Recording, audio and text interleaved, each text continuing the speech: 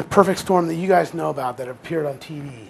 It was a phenomenon that appeared in New England over a period of 6 days. It was a coincidence of catastrophic meteorologic events that all simultaneously occurred that caused billions of damage in New England. The perfect storm in this case is a quiet storm. It's something that's going on as we speak. It's been going on for the last 20, 30 years. And basically it's a lack of minority investigators. And this is going to have a tremendous impact on the outcome of science in the United States as it pertains to everybody. And the reason is it takes decades to build a scientist. You guys are talking 15 years out. But we don't think about all the years that have gone into your pre-college education, your college education, to your medical school, to your residency, which could be, if you could be a surgeon, could be 10 years. And then if you could specialize, it could be an additional 2 or 3 years. We're talking like years out. And then if you wanted to do research, you got to get some research training. So we're talking 40-year investment to make a scientist. So the fact that we're not doing that is a problem. And it's a problem because when you talk about race and ethnicity, at least with respect to science and the direction, we look at the current workforce. This is called SMET, Science, Math, Engineering, Technology. This is the current workforce. Vast majority are Caucasian, vast majority are male, but they're all retiring. So the question is, who's going to do the science? And the problem is, minority populations do what minority populations do. They grow. Minority populations have increased in size by 35% in the last year. It's growing. So the new minority is going to be a majority. But that majority is not feeding the pipeline. So there's a disconnect. There's going to be a catastrophe. In fact, we try to ameliorate this problem by importing scientists. But the problem is 9/11 happened. So the doors are closed. And countries that previously provided scientists are saying, why should we give you our best? So in fact, Hui Ru in my group is going back to Taiwan. She got a great job, faculty job in Taiwan. Shweta, who's from India, is going back to India because they got a great job in India. So the problem is we're not going to be able to do the science here in the United States, and that's going to lead to a problem. This foray, when you look at who gets funding in the United States, science in the United States is driven by R01s. R01s are what pay the bills. If you don't have an R01, you're out of the academic science. When this slide was hard to get to, this is the number of R01s in the last couple of years, and I only got it up to 2001. And the NIH kicked and screamed, they didn't want me to have this data. But I had an inside connection, and they sent me this slide. What you see is that, at least for minority populations, which are down here, out of about 8,000 R01s, 300 went to minority investigators. So here, the NIH is talking about health disparities. The NIH is talking about 2010, 2015, trying to ameliorate health problems. Yet how can you ameliorate a problem if you don't have diversity going into it? To put this in perspective, it's kind of like when we realized that there are health disparities with women, and we had men studying the problem.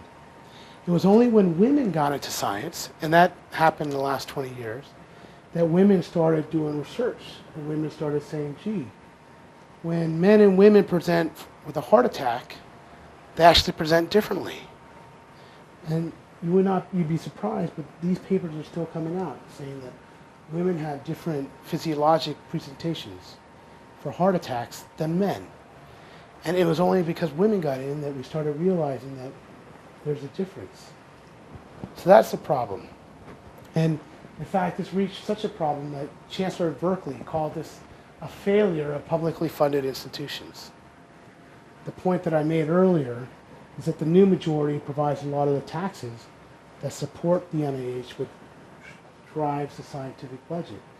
Yet people are feeding into the system but not getting out of the system, whether it's at the college level, the pipeline, or at the senior scientist level.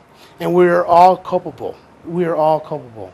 I'll have students, you'll have students down the road, and we all need to take a part of this responsibility to make sure that we're contributing towards the production not only of female scientists, but also a diverse scientific body that would help address this issue.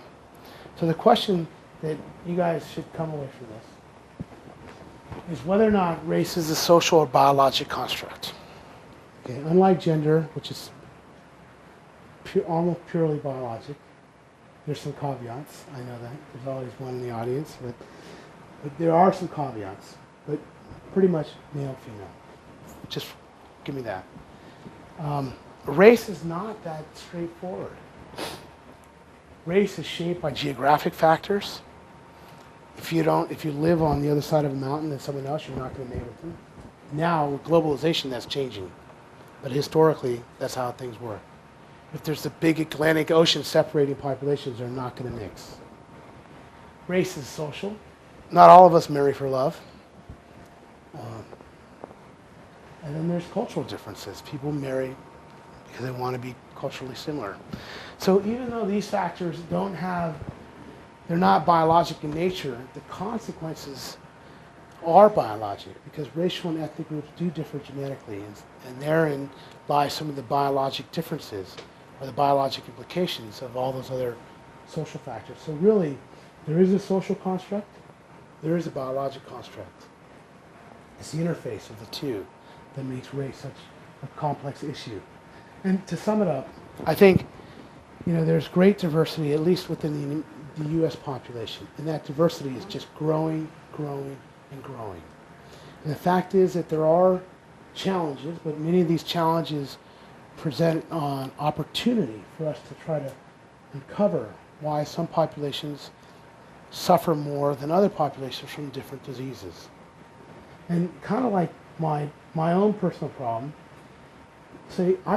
I used to wrestle in college, but all the years of dieting screwed me up, and now I've got a problem. So my point is, if I ignore the problem and don't get on the scale, it's not going to make it go away. So the fact is, there are differences between groups, and by ignoring them, it won't make them go away. Just like driving your car, if you hear a noise coming from your engine, you're not going to act like it's not there. The right thing to do is to pull over, look under the hood, and find out what the differences are. And that's what we're advocating for, looking at racial differences, looking at ethnic differences, looking at gender differences with respect to disease and drug response.